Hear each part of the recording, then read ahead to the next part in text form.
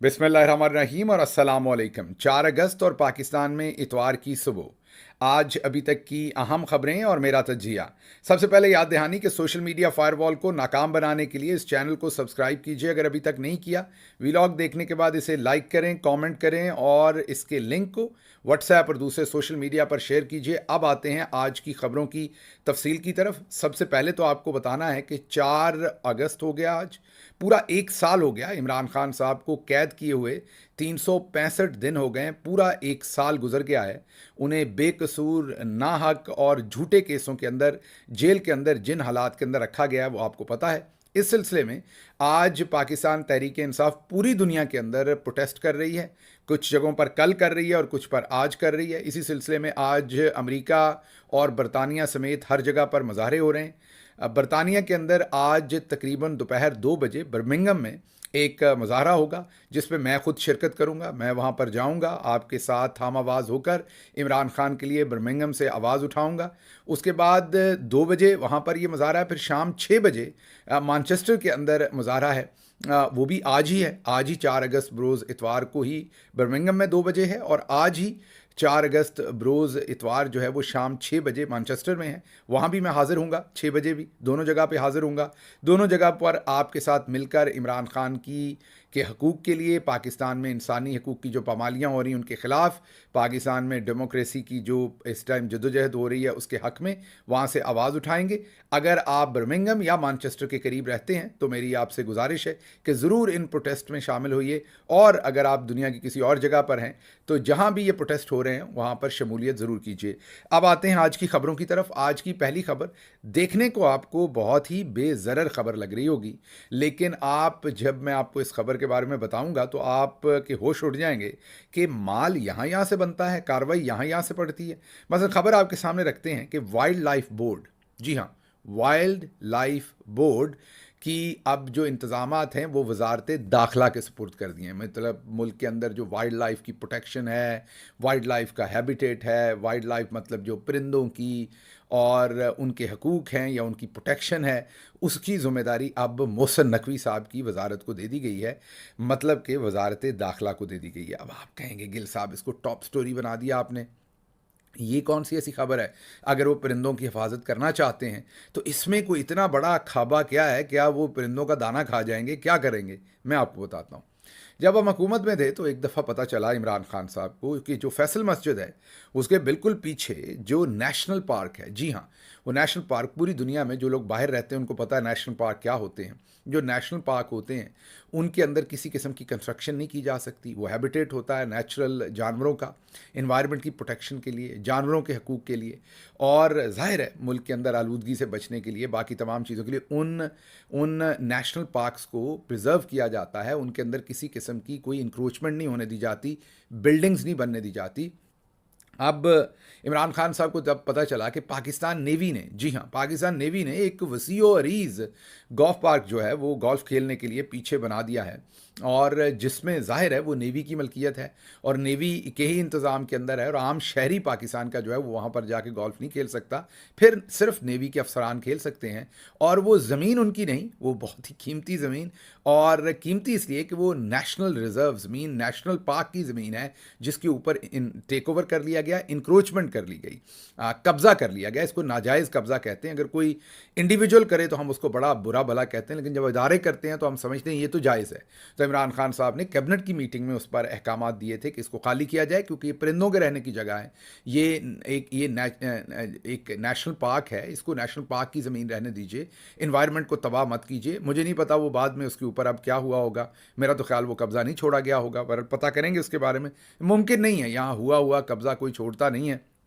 शायद इन्हीं कब्ज़ों की वजह से तो आज इमरान खान साहब जो हैं वो जेल में बैठे हैं, क्योंकि वो ऐसे तमाम लोग जिन्होंने नाजायज़ कब्ज़े किसी भी तरह से मुल्क के रिसोर्स पे किए हुए थे उनके बारे में आवाज़ उठाते थे। अब इस लाइन को, इस कहानी के बाद एक और कहानी। पिछले दिनों सुप्रीम कोर्ट के अंदर एक मुआहदा वजारत दिफा ने जमा करवाया था जिसमें ये कहा था कि GHQ ने जो मुनाल रेस्टोरेंट के साथ मुआहदा किया है वो गैर कानूनी है। उसकी ना ही वफाकी हुकूमत ने इजाज़त दी है, ना ही डिफेंस मिनिस्ट्री ने इजाज़त दी है। वो जीएचक्यू ने और मुनाल के रेस्टोरेंट ने खुद से वो किया। वो जो करोड़ों अरबों की ज़मीन आप कह लें और उसे वो जो लीज़ पे दिया हुआ ऊपर, और उस पर करोड़ों अरबों की जो कंस्ट्रक्शन हुई हुई है, और वो कहा कि जी वो मुआहदा जो है वो गैर कानूनी है। ये मैं नहीं कह रहा, ये वजारत दिफा ने एक रिपोर्ट लिख कर सुप्रीम कोर्ट ऑफ पाकिस्तान में जमा करवाई।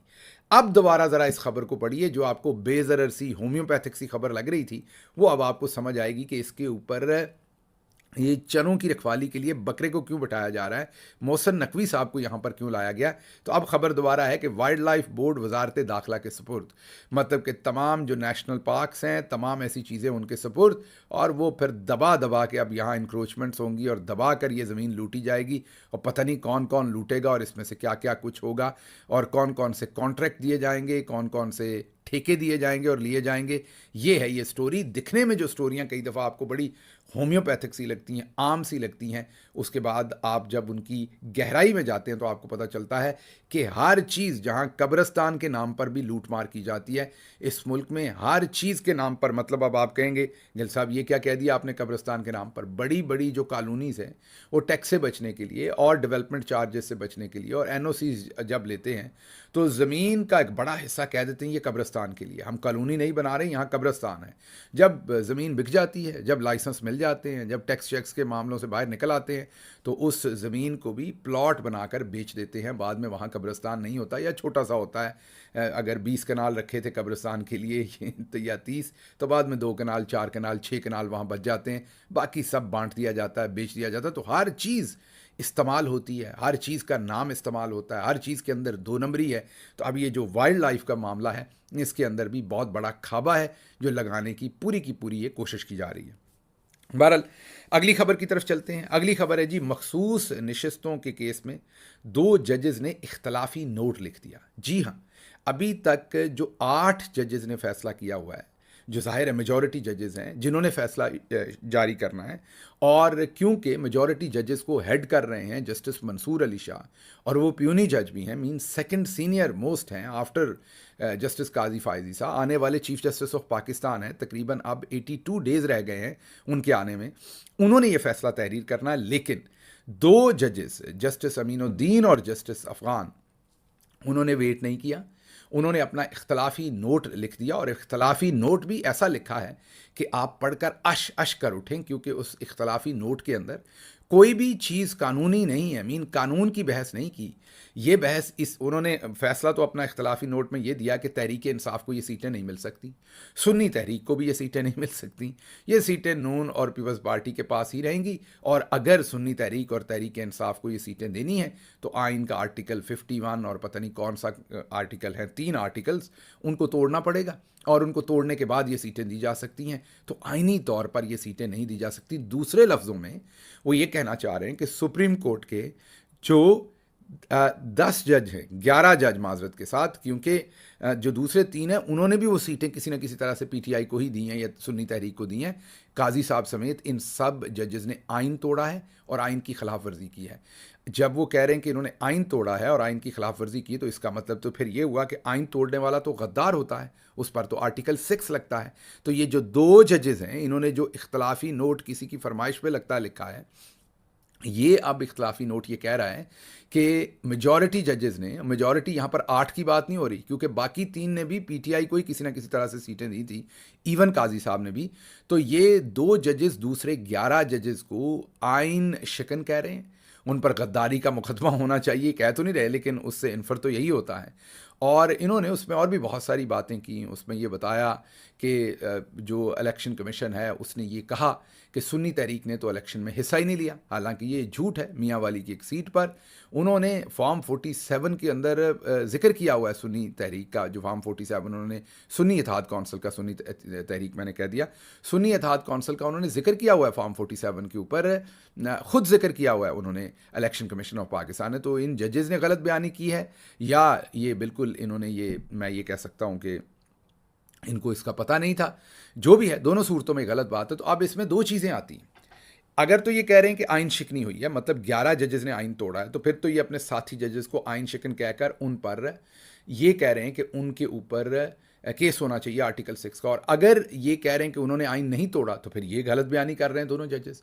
फिर ये गलत बयानी कर रहे हैं तो ये अपने हल्फ गर्दानी जो अपना हल्फ है उसको तोड़ रहे हैं। तो फिर इनके ऊपर कोई ना कोई मुकदमा, कोई ना कोई केस होना चाहिए। अब इनके इस इख्तलाफी नोट के बाद या इनके खिलाफ या दूसरे जजेस के खिलाफ कुछ होना चाहिए, दरमियानी रास्ता तो कोई नहीं। एक और इन्होंने इंटरेस्टिंग बात इस फैसले में कर दी, और वो इन्होंने ऐसी बात की है कि जो सुनकर इंसान परेशान हो जाता है कि एक इतनी आला तरीन अदालत के अंदर बैठे हुए जो जजेस हैं वो एक दूसरे की मुखालफत में इस नहज तक जा सकते हैं कि वो जो है वो आइन के बुनियादी जो असूल हैं, जो रियासत के बुनियादी तकाजे हैं, असूल हैं, उन्हीं को वो पामाल कर देंगे।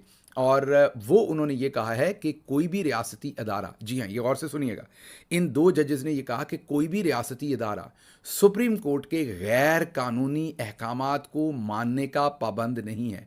अब यहाँ पर ये जहन में रखिएगा कि पाकिस्तान के कानून, बल्कि पूरी दुनिया में जो सिस्टम है स्टेट का, उसमें कवानीन बनते जो हैं वो ज़ाहिर है असम्बली के अंदर हैं, लेकिन उनकी इंटरप्रटेशन के क्या आइनी है और क्या आइनी नहीं है वो सुप्रीम कोर्ट करती है हर मुल्क की।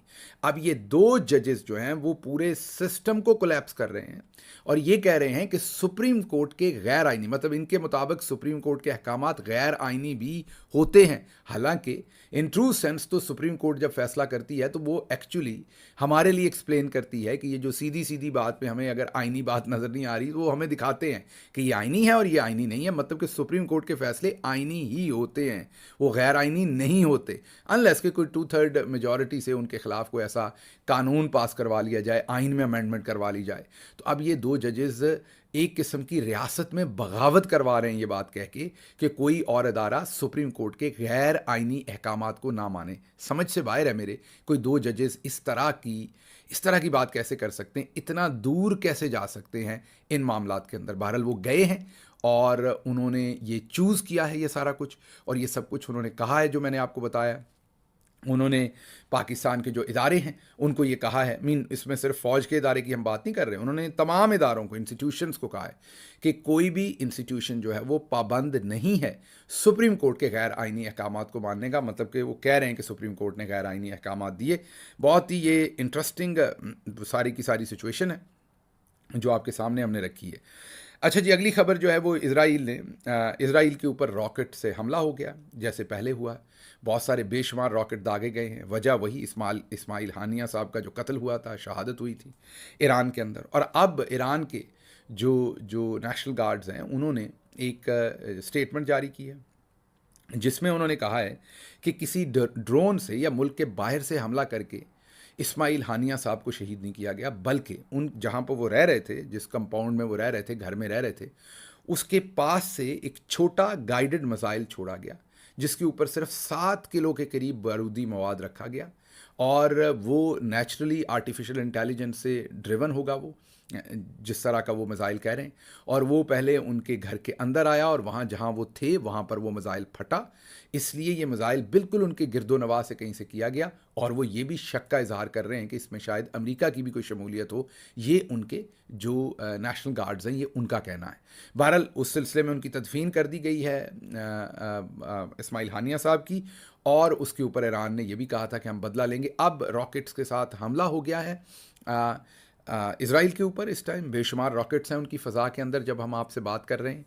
और इस वक्त उर्दन ने और मिस्र ने, दोनों हुकूमतों ने यह ऐलान किया है कि कोई भी ऐसा रॉकेट जो इज़राइल के ऊपर फायर किया हुआ हो, जो मिस्र के ऊपर से या उर्दन के ऊपर से उड़कर गुजरेगा, हम उसको रास्ते में तबाह कर देंगे। मतलब कि हम इज़राइल के साथ खड़े होंगे, मिस्र भी साथ खड़ा होगा और उर्दन भी साथ खड़ा होगा इस चीज़ में कि वो किसी भी रॉकेट को अपने ऊपर से गुजर के इज़राइल में नहीं गिरने देंगे। और ये ज़हन में रखिए कि जनरल सीसी की हुकूमत है और जो सदर मुर्सी थे उनको हटाया गया था। और जाहिर है इसका पूरी दुनिया की जो इस्टेब्लिशमेंट है अमेरिका समेत वो जनरल सीसी के पीछे खड़ी है, इजिप्शियन जो डिक्टेटर हैं। तो अब आप बड़ी अच्छी तरह से समझ सकते हैं कि डिक्टेटर्स को क्यों लाया जाता है, क्यों जो अवामी लीडर होते हैं इमरान खान की तरह के, उनको जेलों में क्यों डाला जाता है? क्योंकि बहुत सारे मकासद होते हैं जो अचीव करने होते हैं, और अगर अवामी लीडर बैठे हों तो ऐसी सिचुएशन में वो वही करते हैं जो इमरान खान ने जेल में से बैठ के किया, जब सदर जरदारी ना कर सके, जब शहबाज शरीफ ना कर सके, जब आर्मी चीफ ना कर सके, जब फॉरेन मिनिस्टर ना कर सका, फॉरेन ऑफिस ना कर सका, DG ISPR ना कर सका, वो उन्होंने जेल में से बैठ के एक इंडिपेंडेंट स्टेटमेंट जो है वो जारी की है। बहुत ही दगरगू हालात हैं अगर आप देखें मुस्लिम वर्ल्ड के इस टाइम इन सारे हालात के अंदर। अच्छा जी, आगे चलते हैं। बरतानिया में इस टाइम नस्ली फसादात हो रहे हैं। जी हाँ, बरतानिया में किसी लड़के ने, जो शायद 18 साल से भी कम उम्र है, नाम उसका अभी तक नोन नहीं है क्योंकि उसका अभी उम्र 18 साल होगी तो उसकी आइडेंटिटी जो है वो रिवील होगी, लेकिन किसी ने शायद सोशल मीडिया पोस्ट कर दी कि वो इमिग्रेंट है और मुसलमान है। उसके बाद से नस्ली फसादात शुरू हुए हैं, और अब वो पता नहीं किस सिमत ये जाते हैं। कई बरतानिया के शहरों के अंदर पुलिस और मज़ाहरीन के अंदर शदीद झड़प हुई है। मज़ाहरीन की आपस में भी एक दूसरे से झड़प हुई है, चाकू चले हैं, छुरियाँ चली हैं, और बहुत सारे यहाँ पर हालात जो बरतानिया के अंदर है वो ख़राब है इस टाइम। ये पहली दफ़ा हो रहा है बरतानिया में हालिया तारीख के अंदर इस बड़े पैमाने के ऊपर रेशल जो एक कॉन्फ्लिक्ट आप कह लें वो शुरू हुआ है। आप देखते हैं कि किस करवट बैठता है। बहरहाल आप सबको इसमें बैकग्राउंड आपको ये पता हो कि लेबर पार्टी हाल ही में बहुत बड़ी बर्तरी के साथ जीती है, बहुत ही लैंडस्लाइडिंग विक्ट्री उनको मिली है, और अमूमी तौर पर ये तासर है अमूमी तौर पर कि लेबर पार्टी जो है वो प्रो इमिग्रेंट है, वो इमिग्रेंट के हकूक़ की ज़्यादा बात करती है कंपेयर टू अदर पार्टीज़ या दूसरी पार्टीज़ जो टोरी है उसके कंपैरिजन में। तो अब आप इसको इस तनाज़र में भी देखें कि अभी इलेक्शन होकर हटा और उन्हें मैंडेट मिला और उसके बाद यहाँ पर सब कुछ शुरू हुआ है। बट लेट्स सी क्या होता है, लेकिन कई शहरों के अंदर ये हो रहा है। इस डेवलपमेंट को और कीनली ऑब्जर्व करेंगे और आपके सामने रखेंगे कि यहाँ पर ये जो रेशल कॉन्फ्लिक्ट हो रहा है ये किस सिमत जा सकता है। अच्छा जी, अगली खबर आपके सामने रखेंगे। अमरीकी सेनेटर्स, कांग्रेस अरकान ने बांग्लादेश में इंसानी हकूक़ की बिगड़ती सूरत हाल पर टोनी ब्लिंकन को ख़त लिखा है, जो उनके वज़ीर ख़ारजा कह लें, सेक्रेटरी उनके जो हैं, और ख़ारजा अफेयर को देखते हैं वो सारे जो फॉरेन अफेयर्स को, और सेक्रेटरी ऑफ स्टेट को उन्होंने ख़त लिखा है, और उनको उन्होंने कहा है कि बांग्लादेश में जो इतने सारे तलबा उनको कत्ल कर दिया गया है, और बांग्लादेशी जो मौजूदा हुकूमत है वो इस टाइम वायलेंट ऑपरेशंस कर रही है और तबाही कर रही है इंसानी हकूक़ की, और ज़िंदा मार रही है लोगों को, गोलियां चला रही है, हर तरफ भून के रख दिया शहरियों को, और बहुत ही ज़्यादा ये एक ख़तरनाक सिचुएशन वहाँ भी डेवलप हुई है। उसके बारे में ख़त लिखा है कि इस सूरत हाल पर बांग्लादेश की गवर्नमेंट को रेप्रिमांड किया जाए, उनको कहा जाए कि ये काम आप नहीं कर सकते। अपोजिशन लीडर पंजाब असम्बली में बच्चर साहब जो हैं, उन्होंने इलेक्शन कमिश्नर के ख़िलाफ़ रेफरेंस दायर कर दिया है। जी हाँ, बाकायदा उन्होंने जो इलेक्शन कमिश्नर हैं, चीफ इलेक्शन कमिश्नर और उनके मेंबरान, और वजह वही बनी, वो जो फ़ैसला है मखसूस नशिस्तों का, उसमें जो 8 जजेज़ और 3 जजेज़ ने इलेक्शन कमीशन को ज़िम्मेदार ठहरा दिया तमाम बदनवानियों का और आइन शिकनी का, उसकी बेस के ऊपर अब पंजाब असम्बली में पाकिस्तान तहरीक इंसाफ के जो अपोजिशन लीडर हैं अहमद खान बच्चर, उन्होंने अब चीफ इलेक्शन कमिश्नर और मेंबरान के ख़िलाफ़ जो है वो रेफरेंस दायर किया है और उनको फौरी तौर पर उनके ओहदों से हटाने की रिक्वेस्ट की है। फरवरी के इंतखाबात पर बड़ा सवालिया निशान है, ये कहना है नैयर बुखारी का, जिनका ताल्लुक पीपल्स पार्टी से। उन्होंने कहा कि धांधली हुई है, हमसे भी सीटें छीनी गई हैं, और ये पाकिस्तान की तारीख का बड़ी धांधली वाला इलेक्शन है। ये पीपल्स पार्टी के नैयर बुखारी अब कह रहे हैं। अच्छा जी, अगली खबर आपके सामने रखेंगे कि बिजली चोरी की रोकथाम का खर्चा सार्फिन अदा करेंगे। पहले तो चोरी भी सार्फिन अदा करते थे। मसलन अगर आपने 500 यूनिट इस्तेमाल किए और आपने 500 का बिल दिया है, साथ वाले ने चोरी की है, उसने 1000 यूनिट इस्तेमाल किए और 500 का बिल दिया, तो 500 चोरी कर लिए। वो जो 500 हैं वो आप पे और दूसरे महल्ले वालों पर पड़ेंगे। तो जितनी भी बिजली चोरी होती है उसका बिल वही देते हैं जिन्होंने चोरी नहीं की होती। अब वो कहते हैं कि इसकी रोकथाम के लिए जो मैकेनिज़्म बनाना, जो इंतज़ामात करने, उसके पैसे भी आप देंगे। मतलब अब आपकी फ़ी यूनिट बिजली और महंगी होगी। माशाल्लाह, क्या अरेंजमेंट इन्होंने किया है। यही कह सकते हैं कि हर शाख पर उल्लू बैठा है, अंजाम गुलिस्तां क्या होगा। चंद दिन पहले आपको बताया था कि कोला नेक्स्ट जो एक कंपनी है, पेप्सी और कोको कोला की तरह कोल्ड ड्रिंक बनाते हैं, कोला नेक्स्ट, उनके मालिक को अगवा किया गया था। अब वो मुल्क से बाहर चले गए हैं। आप एक तरफ देखें कि हम SIFC के थ्रू यहाँ पर इन्वेस्टमेंट लाना चाहते हैं, और दूसरी तरफ लोग जाने बचाकर इस मुल्क से भागने की कोशिश कर रहे हैं, जो ये सब कुछ हो रहा है। अच्छा जी, अगली खबर जो है वो आपके सामने हमने रखनी है 2-3। एक तो जर्मन एक साइकिलिस्ट पाकिस्तान आया, उसके साथ एक बहुत बड़ी ज़्यादती की गई है, उसकी खबर हम आपके सामने रखेंगे। पाकिस्तानी एम्बेसी ने एक केस करना है, उसकी खबर रखेंगे। फिर ओलंपिक्स के ऊपर एक बीबीसी ने पूरा एक रन किया है अपना पैकेज, वो आपके सामने रखेंगे। लेकिन ये सब कुछ होगा हमारे आज के पंजाबी वीलॉग में। मुझे यहाँ से इजाज़त दीजिए। अल्लाह आपका हामी और नासिर हो। पाकिस्तान जिंदाबाद।